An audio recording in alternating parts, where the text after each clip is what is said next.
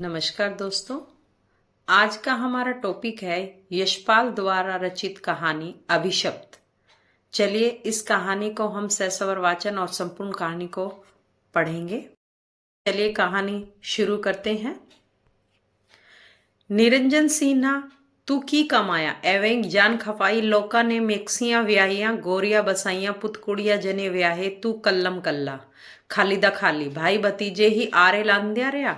फिर आपसे आप एक लंबी उसांस भर वह कुर्सी से उठ खिड़की के पास खड़ा हो जाता है। पर्दा हटा बाहर देखने लगता है। बाहर लॉन पर कोई पानी की नाली खुली छोड़ गया है और सारी सड़क पर पानी इकट्ठा होता जा रहा है। कोई और वक्त होता तो आवाज देता, बस आज एकटक आसमान की ओर देखता रहता है। चिड़ियों का एक झुंड चाव चाव करता हुआ आसमान से गुजर गया है। वह मन ही मन गुनगुनाता है, पंछी चले रैन बसेरे। फिर जोर से गुनगुनाता, पंछी चले रैन बसेरे। फिर एकाएक चुप हो जाता है, एक उसास भरता है और निरंजना तेरा रैन बसेरा भी हुण छेती आ जाएगा। फ्रिज तक जाते हुए घुटने का दर्द और तेज हो जाता है। वह बियर पीते हुए अखबार की सुर्खियां पढ़ना शुरू कर देता है। इधर नजर इतनी जाती रही कि मोटी छपाई के अलावा कुछ ही नहीं पढ़ पाता। मास्टर भी तो कई दिनों से नहीं आया। उसके शहर के जान पहचान वाले का दोहता है, जब से आया मास्टर की सारी जिम्मेवारी अपने पर ले ली। लोग की क्यों कलपते हैं, मास्टर दूजी व्याह लाया। जट्टा देख के पुत्र दूजी तीजी नहीं व्याहेंगे तो क्या करेंगे। अमेरिका हो या कनाडा, जट का पुत्र तो जट ही रहेगा, खाए पिए मौज करेगा। औरत जात का क्या है, एक नहीं दो करो, जितनी देर खिला पिला सको उतना जरूरी करो। पहली को भी थोड़ा तो ना नहीं होने देगा, वह क्या खिला पिला नहीं सकता था। क्यों नहीं गांव से कोई सुंदर सी जट्टी ले आया। निरंजन इधर तू कुछ ज्यादा ही सोचने लगा। ऐसी बातें पहले तो कभी तेरे मन में नहीं आती थी। पहले तो रिश्तेदार कहते भी रहे, वह टालता रहा। फिर लोगों के अपने ही परिवार हो गए। जितने बड़े परिवार उतने बड़े मुंह, और वे भी कभी नहीं भर पाए। किसी भी साथ वाले को गांव से सुंदर बहू के साथ लौटते देख मन में कुछ उमड़ कर रह जाता। हौसला कुछ करने का होता तो सामने घिर जाती रोती बिलखती भाभी, 5 छोटे बच्चे और भाई की बिना गर्दन की लाश। जो बातें निरंजन हमेशा भुलाए रखना चाहता था, आज वे ही बार बार याद आ रही है। निरंजनन तेरा वक्त करीब आ गया। तभी तो बचपन जवानी अधेड़ उम्र सभी बार बार सामने आ रही है, जैसे कुदरत का इशारा हो कि तेरा वक्त अब करीब है। अन्न जल चखने वाला है, अब भी देश लौट चल, अब भी देश लौट चल। थोड़ी सी तो जमीन थी दोनों भाइयों की। दूर के रिश्तेदारों से झगड़ा हुआ तो भाई ही तो लाठी चला बैठा था, और दूसरे दिन जब खेतों को पानी देने गया तो लौटा ही नहीं। और फिर मिली थी भाई की बिना गर्दन की लाश, जो याद कर तो आज भी रोंगटे खड़े हो जाते हैं। होश आने पर वह एक ही बात को दोहराता रहा, भाभी तू मन छोटा मत कर, तेरे बच्चे मेरे बच्चे, मैं सभी को पालूंगा अपने से भी बेहतर। अपने तो फिर भी हुए ही नहीं। रिश्तेदारों ने कहा भी चादर डाल ले, वही टाल गया। नहीं, ऐसा वह नहीं कर सकता। पर बरसों बाद जब तक कोई शादी का जिक्र करता तो भाभी का ही चेहरा सामने आता। लाल घाघरे, नथ और चूड़े वाला चेहरा, घूंघट वाला चेहरा, जो बच्चों के उकसाए जाने पर 15 साल की उम्र में उसने उलट दिया था। लोग हंस हंस कर लोटपोट हो गए थे और शर्म से दोहरी होती भाभी बस इतना ही कह पाई थी, ना कर वे। बियर की बोतल जोर से जमीन पर रखते हुए अपने को आश्वस्त करने के लिए वह कहता, निरंजना तू आदमी हौसले वाला है, आंखें बंद कर, बस कुछ देर तक चुपचाप पड़ा रहना चाहता है, पर यह दिमाग है कि टिकता ही नहीं। निरंजन सिंह वल्द अतर सिंह की जमीन की आज कुड़की है। कलयुग कलयुग, जट्टों के बच्चे मजदूरी कर रहे हैं, चादर नहीं डालेगा, रंगरलिया मनाएगा। रेल के लंबे सफर के बाद दिमाग में होती छुक छुक की तरह सभी बातें बस गई हैं। छुक छुक, कुड़की कुड़की कुड़की। रेल में छिपता छिपाता मद्रास, सिंगापुर, मैक्सिको और वहां से डिक्की में छिपाकर कैलिफोर्निया लाया गया था। $1000 दिए थे उस जमाने में भी इस काम के। साल भर पैसे भेजने के बाद भाभी का खत आया था। कैसे बोरा गया था उस दिन। बारी बारी सभी को खत दिखाता रहा था। निरंजन सिंह का तो मैं पत्ता भी गलत लिखवाती रही। मैं कृतघ्न नहीं, मैं क्या नहीं जानती तू परदेश में कितनी मुश्किल से रोजी कमा घर पैसे भेज रहा है। अब तो बच्चे भी ठीक है, बड़े दोनों स्कूल जाने लगे हैं। छोटे का भी हर वक्त चाचा चाचा करते रहते हैं। उसने चिट्ठी दसों बार पढ़ी थी और बाद में तकिए के नीचे रख दी थी और हर रोज सोने से पहले वही पढ़ता रहा था जब तक कि दूसरी नहीं आ गई थी। मास्टर नहीं आया आज भी। घर पर सभी ठीक हो, मास्टर ही तो है। उस दिन कह रहा था कि लकड़ी के फर्श पर कितना गर्दा इकट्ठा हो गया है और साफ दिखता भी तो रहता है। सोशल वर्कर ने ही कहा था हफ्ते में एक दिन लड़की आएगी, सभी सफाई कर जाएगी।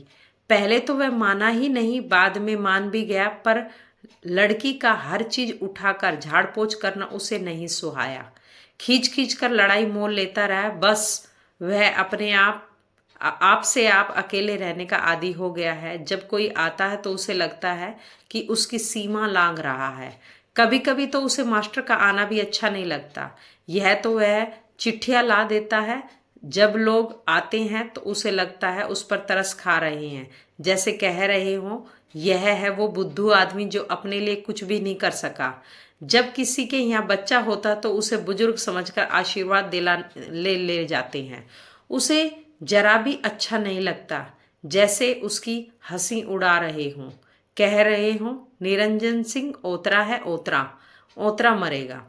साल बाद वाले खत में लिखा था, जीता और सुरेंद्र अब काफी बड़ी हो गई हैं।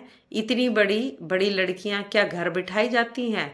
बस तुम ही कुछ करो। जगजीत तो कुछ करने से रहा, कहता है मेरा भाई तो पैसे कमा कमा कर भेज रहा है भरजाई, तूने जादू कर दिया है, मुझे भी नहीं पूछता। तब सोचा था बारन छोड़ देगा, किराए का मकान लेकर रहेगा, पर फिर मन मारकर बान पर ही टिका रहा था। बहनों की शादी के लिए पैसे भेजने के बाद खत आया था, इतने पैसों से कहीं दो दो शादियां होती है।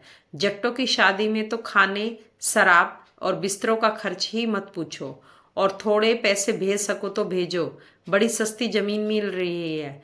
जगजीत भी किनारे लगा रहेगा, नहीं तो हर वक्त मेरी छाती पर मूंग दलता है। बड़ा गुस्सा आया था तब। बस सभी को पैसा चाहिए, पैसा पैसा। तब सोचा था किसी के लिए कुछ नहीं करेगा। यह सभी कुछ सोच सोच कर बेहद कड़वा गया है, पर वह तो बड़े दिलवाला था। यह क्या हो गया है? छोटी छोटी बातें पहले कभी उसे परेशान नहीं करती, और अब बरसों पुरानी बातें सोचने का फायदा ही क्या है? कुछ करना था तो हौसला कर पहले से करता। वह सोचता है उसी में मन में गांठ थी जो दूसरे के लिए इतना कुछ करने को मजबूर करती रही। बस वह थोड़ी वाहवाही चाहता था, और बाद में इसकी गिरफ्त में ऐसा आया कि निकल नहीं सका। कैसे बचपन में भाई से बंटे खेलते वक्त उसकी लड़ाई हो गई थी। भाई ने उसका सबसे सुंदर काला बंटा चुरा लिया था। गुस्से में आकर उसने सभी बंटे भाई को दे दिए थे, और फिर तो बंटे खेले ही नहीं। अरे तेरी पुरानी आदत है बलि का बकरा बनने की, कोई क्या करेगा। कई बार सोचा था कि किसी को कुछ नहीं भेजेगा, बस यहीं कुछ जमीन जायदाद खरीद टिक रहेगा, पर जब कभी भी पक्का इरादा करता, बस भाभी का रोता बिलखता चेहरा सामने आ जाता, और कभी उस दर्दनाक चेहरे पर नथ टीके वाला चेहरा आ टिकता और वह एकदम बेबस हो जाता। गोरे कैसी कैसी गालियां भी देते थे, पर वह सभी कुछ चुपचाप सह लेता। सोचता था निरंजन, जब चाकरी ही करनी है तो इज्जत मान कैसा। उसका हाथ आप से आप खुरदरी बाहों पर चला जाता था, जो 40 साल की मजदूरी के बाद पत्थर जैसी हो गई थी। पहली बार पीछे खुरमाने की एक किस्म तोड़ते वक्त बाहें जगह जगह कैसी छिल गई थी, जगह जगह खून निकल आया था। गोरा तब पैसे भी इतने कितने कम देता था, और बात बात में गाली और निकाल देने की धमकी। तेरे पास कागज नहीं है, इमिग्रेशन ऑफिस में रिपोर्ट करूंगा। पहली बार पीछो लदा पेड़ देखकर वह कितनी पीछे खा गया था कि हफ्तों पेचिश से पड़ा रहा था। फिर तो पीचों और खुरमानियों की खुशबू उसके नाक में ही बस गई थी। देखना तो चाहता ही नहीं, खाने की सोचते ही बस कै होने लगती है। उन दिनों अपनी ही तरह के दो दोस्त और मिल गए थे, कमा कमा कर पैसे भेजने वाले। शाम को बान पर बैठ सूखी डबल रोटी और गोश्त चबाते वक्त ढेर सारे मंसूबे बांधा करते थे, घर लौटने के, हवेलियां बनाने के और सुंदर सुंदर जटियों के। ऐसे में कभी कोई तान छेड़ देता, डोली चंदरिया हीर माहिया चीखा। देखते देखते बाकी लोग कहीं के कहीं पहुंच गए। कितनों ने बड़े बड़े बाग लगा लिए, कोठियां डाल ली। एक वह जो कुछ नहीं कर सका अपने लिए। अच्छी जगह रहा नहीं, बढ़िया खाया ही नहीं, अच्छी शराब भी पी तो गिनती की बार। एक साथी घर लौटने की ख्वाहिश लिए मर गया, दूसरे के घर वाले आकर जबरदस्ती ले गए। बस निरंजन रह गया, अकेला का अकेला। उस बांध पर फूटे फूटे बेड पर कंबल में सोते वक्त कितनी ही बार सूतली की चारपाइयां व रजाइयों की याद आई थी। कितने कॉकरोच तो उसने गांव में भी नहीं देखे थे। गांव का घर भी बांध से कहीं साफ था। उस दिन एक कॉकरोच देखकर सोशल वर्कर कह रही थी, इन्हें मारने वाले आ जाएंगे। उसने ही मना कर दिया था, यह समझती नहीं। निरंजन सिंह और कॉकरोच का पुराना साथ है। कोई कह रहा था, जब बाकी सभी कुछ नष्ट हो जाएगा तब भी कॉकरोच का राज रहेगा। कॉकरोच निरंजन सिंह से पहले भी था और बाद में भी रहेगा। वह पागल सा हो गया है। वह गांव में गर्मियों में छिड़काव के बाद उठती मिट्टी की सौंधी खुशबू के लिए अकुला उठता है। यहाँ की साली मिट्टी भी कैसी है, पानी डालो तो चिपचिपा जाएगी, खुशबू नहीं देगी। तब सोचा था रहना बार्न पर है, चाकरी करनी है, दूसरों को पैसे पैसे भेजने हैं घर, तो मन में किसी बात की ख्वाहिशी कैसी। छोड़ मन माया मोह निर्लेप हो।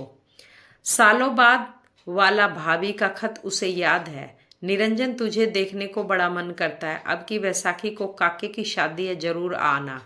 काका भी क्या सोचेगा, कैसा चाचा है, आया ही नहीं। भाभी को या बाकी सभी को देखने की इच्छा जाग उठी थी तो वह टिकट कटा घर पहुंच गया था। गांव तो कैसा बदल गया था, कितनी हवेलियां बन गई, उनके अपने घर की हालत कितनी सुधर गई थी। भाभी अलबत्ता काफी रुतबे वाली हो गई थी और वो कभी चूड़े नथ वाली, कभी रोती बिलखती भाभी को ढूंढने की कोशिश करता रहा था। और भाभी इन दोनों में से कुछ भी ना होते हुए बेहद समझदार, रुतबे वाली और हर चीज की कर्ता धर्ता बन चुकी थी। भाभी उसके लौटने से बेहद खुश थी, पर किसी भी बात पर नोक झोंक समझ उसे तीखी नजरों से भी देख लेती थी। भाभी दूध मलाई मक्की की रोटी और साग खिलाने की जिद करती रही थी और सूखी डबल रोटी खाने वाला वह कुछ भी नहीं पचा पाया था। गुरु ग्रंथ साहिब के पाठ के वक्त वह घंटों जमीन पर नहीं बैठ पाया था। यहाँ वह चाहे मजदूरी करके ही पैसे कमाता रहा हो, पर कुर्सी पर बैठने की आदत डाल गया था। यह सब सोचते वक्त उसके हाथ आप से आप जुड़ जाते। वह कह उठता था, वाहे गुरु जी, बाबा जी बेअदबी माफ करना, ना जमी ते की लत्ता, कुर्सी ते की लत्ता की इको गल है। भतीजे उसे देखकर कुछ हद तक शर्मिंदा हुए थे। सोचा था होगा अमेरिका में रहने वाला चाचा पूरा अंग्रेज होगा, फटाफट अंग्रेजी बोलेगा, हंसी मजाक करेगा। उसकी जगह पहुंचा था 45 साल का पके बालों वाला सीधा साधा आदमी, जो पैंट कमीज पहनने और थोड़ी बहुत अंग्रेजी बोलने के बावजूद उन्हें ज्यादा प्रभावित नहीं कर पाया था। भाभी को बार बार याद दिलाना पड़ा था कि वह जो कुछ है उसी की वजह से है। भतीजे नाराज हुए थे जब उसने कहा था कि सफेद पैंट कमीज पहनकर बाबूगिरी होती है, अफसरी होती है, खेतीबाड़ी नहीं। उसके हम उम्र जरूर उसकी कहानियां सुनकर प्रभावित हुए थे। कैसे पूछते रहे थे, निरंजन सिंहा तेरी ओथे हजारों एकड़ जमीन होएगी, किन्नी कोठियां ने, गोरियां कैसी होंदी है, तेरे आगे पीछे फिरती होंगी। सुना है काले उन्हें बड़े पसंद आते हैं, खासकर जट। और वह चाहकर भी नहीं कह पाया था कि वह लोगों के बागों में काम करता है और उसके पास कहने को भी 1 बीघा जमीन नहीं, और कि वह बार्न पर ही रहता है। यह तो गनीमत थी कि उसके गांव का कोई युवक सिटी में नहीं था। बाद में तो कुछ लोग आ भी गए थे, फिर तो वह गांव गया ही नहीं। बहनें ताने मारती रहती थी, हमारे बच्चे क्या तेरे कुछ नहीं लगते, उनके लिए भी कुछ कर। पर लौटते वक्त वह सभी पैसे भाभी को दे आया कि सभी की जरूरत देख बांट लेना। उसे लगा था एक वही है जो उसका दुख दर्द जानती है। आते वक्त रोई भी थी तो कितना नाराज हुई थी अपने बच्चों पर। एक बार दबी जबान से यह भी कहा था, निरंजन तू अब शादी करवा ले, सभी कहते हैं मैं अपने लालच से तेरी शादी नहीं होने देती। वह कह गया, अब इस बूढ़ी उम्र में क्या घोड़ी चढ़ूंगा, अब तो बच्चों की शादियां होगी। पैसों की मांग अब कभी कम नहीं हुई, कभी किसी की शादी के लिए, कभी ट्रैक्टर के लिए, कभी मुकदमे जमानत के लिए। वह क्या समझता नहीं, भाभी अपनी आंखों के इलाज के लिए अलग पैसे मंगवाती है और उसकी भाभी के इलाज के लिए भतीजे अलग से पैसे मंगवाते हैं। वह सब समझता है और चुपचाप सभी को पैसे भेज देता है। उसका तो मन भी मर गया है। वाहे गुरुजी कहते हुए वह गुटखा उठा पाठ करने की कोशिश करता है। जब बंता और मलका थे तो तीनों मिलकर पाठ किया करते थे। बंता बेचारा तो अपने बाग खेत और मुल्क की ख्वाहिश लिए ही मर गया। मलके को रिश्तेदार ले गए। बड़ा मौजी आदमी था। कहता था निरंजन को एक बियर दो तो मौज में आएगा, 2 पीकर हो हल्ला करेगा, 3 पीकर तो उसे औरत चाहिए। हाँ, पहले तो कभी कभार वह ऐसी वैसी जगह चला भी जाता था, भूख भी मिटा लेता था। पर जब से वीरे की मौत उस बीमारी से हुई और उसने वीरे के हाथों बाहों पर हर जगह उस रोग की छाप देख ली, फिर वह वहां जा नहीं सका। लोगों ने समझाया भी, निरंजन तू ऐसे ही फिक्र करता है, शहर के अच्छे अच्छे लोग भी उन्हीं के पास जाते हैं, वह रोग क्या अब बेइलाज रह गया है। और अब तो कानून भी इतने सख्त कि उन बिचारियों को भी बराबर डॉक्टरी जांच करानी पड़ती है। पर वह फिर जा नहीं सका। कई मेक्सिकियां तो उस पर जान देती थी। मरिया कैसी सुंदर थी, सुंदर सुडोल टकने, काली आंखें, काले बाल। पहली बार जब बार्न पर आई थी एकदम घुल मिल गई। उसके साथ सब कुछ के बीच कभी कभी भाभी याद आ जाती। कैसी अजीब बात है, ऐसी वैसी औरतों के पास जाते वक्त कभी भाभी याद नहीं आती थी। वह उसे लेकर न जाने क्या क्या सोचने लगा था। मगर बाद में एक दिन मरिया बोली थी, मैं बार्न पर नहीं सो सकती, कितने कॉकरोच हैं यहाँ। उसने सोचा था मरिया से शादी का मतलब है बस यहीं का हो जाना, फिर कभी देश न लौट पाना। और बाद में तो उसकी शादी एंटोनियो से हो गई थी। निरंजन का मन आज बस भटक ही रहा है, कहीं का कहीं पहुंच रहा है। कभी बचपन की कोई बात याद आती है तो कभी कोई जवानी की। पिछली बार कोई कह रहा था, क्यों अपनी जात खराब कर रहा है यहाँ, तेरे भतीजे वहाँ अफीम गांजा सभी कुछ करते हैं, तेरे पैसे पर ऐश करते हैं, ऐश। उसी ने कहा था, बच्चे मेरे होते ऐश नहीं करेंगे तो कब करेंगे। न जाने क्या बात है, अपने पर वह कभी कुछ खर्च नहीं कर पाया, बहनों को भी कुछ नहीं बेचता। जैसे वाहे गुरु का श्राप है कि उसकी इस उम्र की सारी कमाई भतीजों के नाम है। कभी कोई फिजूल खर्ची नहीं की। इस उम्र में भी टैक्सी नहीं लेता, बस में ही सफर करता है। यह तो मास्टर जबरदस्ती यहाँ उठा लाया। कहता था, चाचा सारी उम्र तो गली सड़ी जगह बिता दी, कम से कम मर तो साफ सुथरी जगह। मरने का क्या है, मिट्टी में मिट्टी मिल गई, मिट्टी का मान क्या। शायद मास्टर नाराज हो गया है। उस दिन कहने लगा था, चाचा तू वसीयत लिखवा दे और $500-600 जमा करवा दे, तेरा नजदीकी मैं ही हूँ, नहीं तो सभी कुछ मुझे करना पड़ेगा। निरंजन सिंह ने जीते जी अपने पर कुछ खर्च नहीं किया और उसके मरने पर उसकी लाश पर $600।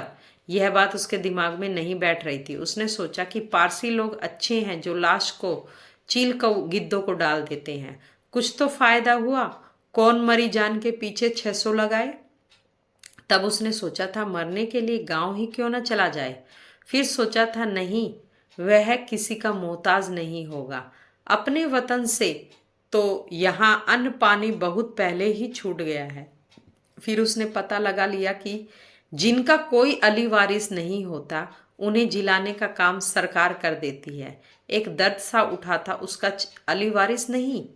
फिर निर्लेप भाव से उसने अपने को समझाया था, देह का क्या, दोस्त रिश्तेदार ना जलाए सरकार जला दे। मास्टर दुखी हुआ था, कहने लगा था, चाचा मैं ऐसा नहीं होने दूंगा, तू अपने लिए कुछ नहीं करता तो ना कर, मैं खर्च करूंगा। यह सुनते ही वह आग बबूला हो उठा था। कह उठा था, मैंने जीते जी किसी का एहसान नहीं लिया, मेरे मरने पर कोई मेरे लिए कुछ नहीं करेगा, मेरा कोई रिश्तेदार दोस्त नहीं। सरकार चाहे मेरी लाश को जलाए दफनाए या चील कौओं को डाल दे।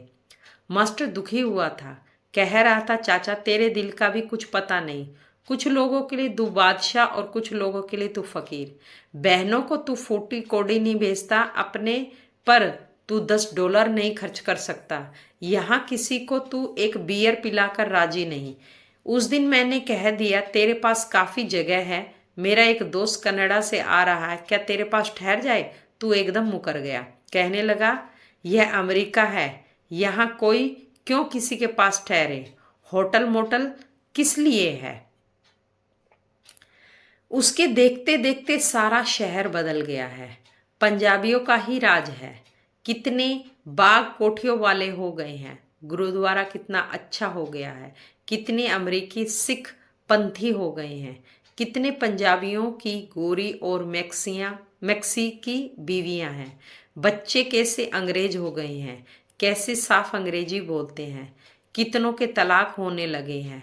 वाहे गुरु जी, कलयुग है कलयुग। जट्टों की लड़कियां अमरीकियों के साथ रह रही हैं। तभी मास्टर आ जाता है, चाचा तेरी चिट्ठी आई है। और चाचा, ये मेरे बड़े अच्छे दोस्त हैं, बोस्टन से आए हैं। चाचा बड़ा खुश हो जाता है और हर रोज से ज़्यादा दरिया दिली होते हुए कहता है, इन्हें बियर पिलाओ, नशा नुशा कराओ, फिर भाई काका चिट्ठी तो सुना। मास्टर कहता है, चाचा तेरी बहू सुनाएगी। चाचा देखता है कि पहले की सीधी सादी बहू की जगह फैशनेबल कटे बालों वाली चुस्त बहू बैठी है, जो रुक रुक कर बड़े सलीके वाली पंजाबी में खत पढ़ रही है।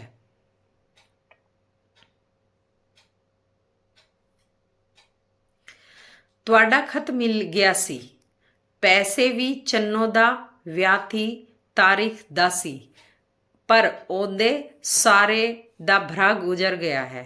ਹੁਣ शादी अगले साल ते टल गई है। सब कुछ ਤੁਹਾਡੀ मर्जी मुताबिक किया जाएगा। अपनी सेहत दा ख्याल रखना। फैसला ठीक ने, ट्रैक्टर खराब सी, हुण ठीक है। मास्टर खींचता है। इसी शादी के लिए 3 बार पैसे मंगवाए जा चुके हैं और हर बार शादी टल गई है। निरंजन सिंह बस इतना ही कहता है, सब रब दी माया है, उसकी लिखी किसने टाली। बस जी अपने दोस्तों की खातिर करो, इनको सेक रोमेंटो दिखाओ, गोल्डन गेट दिखाओ, मैरिस विल दिखाओ। मास्टर हंसते हुए कहता है, चाचा यहाँ की सबसे नायाब चीज तू है। तुझे देख लिया तो समझो सभी कुछ देख लिया। दोस्तों, अगर आपको मेरे वीडियो पसंद आ रहे हैं और या फिर हेल्पफुल हैं तो कृपया लाइक करें और सब्सक्राइब करें और कमेंट सेक्शन में जाकर बताएं कि आपको मेरा वीडियो कैसा लगा। और मेरा वीडियो देखने के लिए आप सभी का बहुत बहुत धन्यवाद।